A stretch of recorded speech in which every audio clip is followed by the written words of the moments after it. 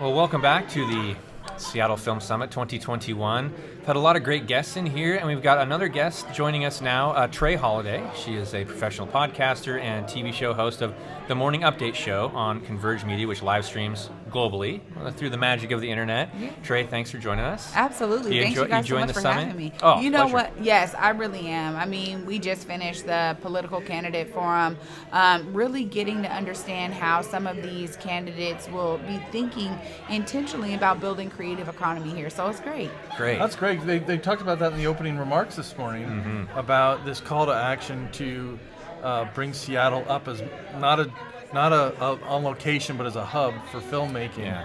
And from your experience, obviously we weren't in the candidates forum, but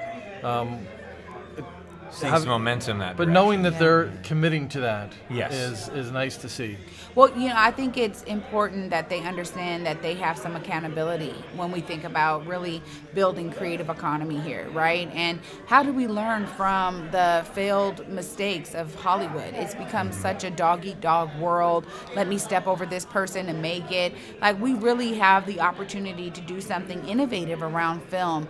And I think that, we heard from those candidates that they're ready to really take this on. And it's going to be important because we're going to need new policy and legislation to really champion this creative economy creation. Yeah, and I think one of the differences with Seattle and the Pacific Northwest in general versus a Hollywood is it's an attitude of sustainability too. Yeah. Because you look at Hollywood and it's very disposable. From you look at the buildings they had in the Golden Age, Brown Derby, and all these other places that are just they were built to look good but not to last. Yeah. And there's a mentality of sustainability that hopefully balanced with a responsible development of a creative industry will help it not just be a short-term thing, but something that'll be here for a long time. Yeah.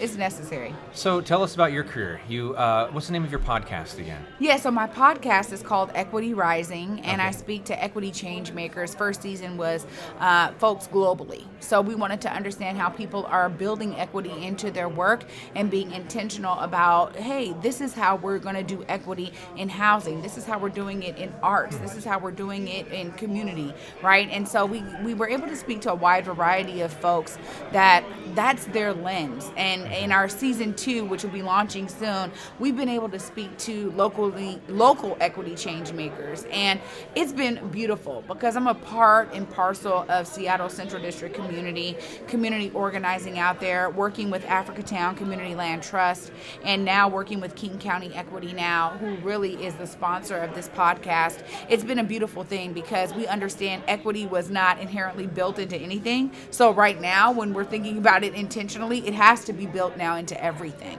And so really being able to understand what that looks like from the perspective of people who are on the ground doing it, whether it's in film, it's in, farming, it's in, arts and culture, it's in the corporate space, with DEI now being such a huge thing. So really looking at, how these guys are doing it on the ground. That's what Equity Rising is all about, everywhere you find podcasts. All right. Now, I'm reading your bio. When you were at Howard, you studied theater management, and you're reading on there more of a management or a high-level view to these to film and to the industry. What drove you to that versus just performing? Like some of these other folks. Yeah, for me, my background in film and acting and modeling and all of that started at the age of 9, right here, out here in Bellevue, ABC Kids and Teens.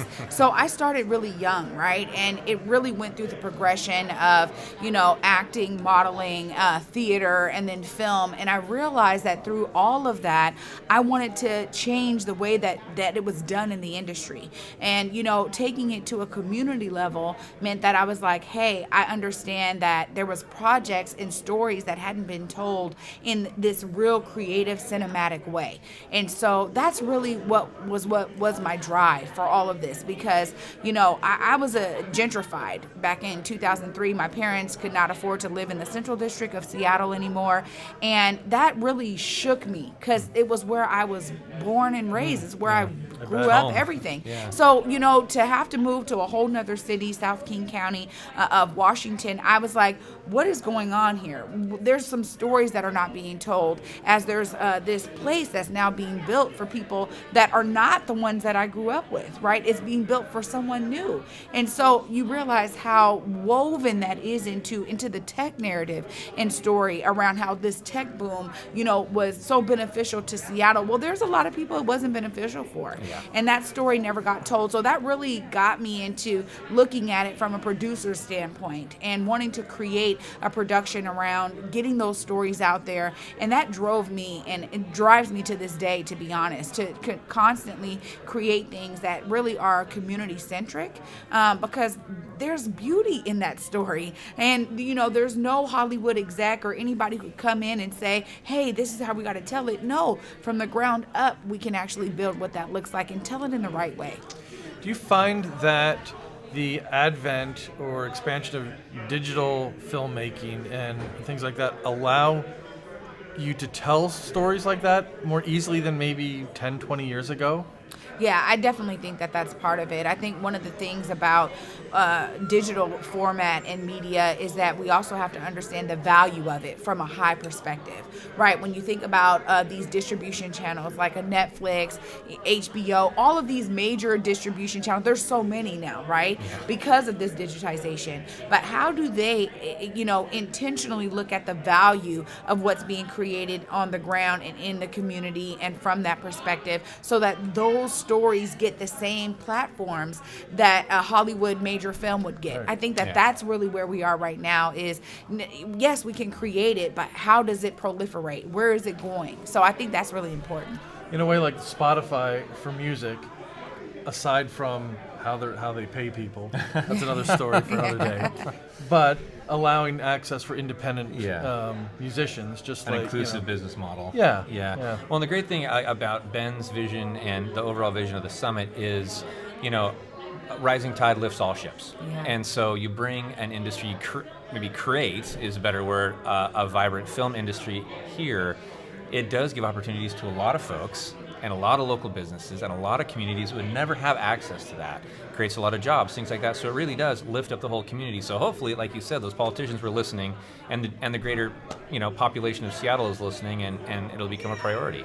Yeah, I think it's so important for us when we think about Seattle in particular in this region, is to really be understanding the lessons that are learned from the tech boom, right? Yeah. When we have such a major global conglomerate like Amazon, but yet there wasn't an intentional pipeline to say, let's get kids from Garfield High School, Roosevelt High School, let's get, the kids that are local to this place, that are local to this economy, that our business is now able to be such a major player in. Let's make sure that they are part of this. Mm-hmm. Let's build this up so that they're the ones that are becoming executives, and they're the ones getting the, $100,000 bonuses or whatever to join us. It was really something that we need to learn from it, and I think we can with the creative economy. We would love to continue this conversation, but I just got flagged that you are wanted in one of the Right panels. on. Real quick, how do people get more information about the work you're doing online? Yes, please. You guys can follow us. You can find me, Equity Rising. It's anywhere you find podcasts. You can find the Morning Update Show at whereweconverge.com.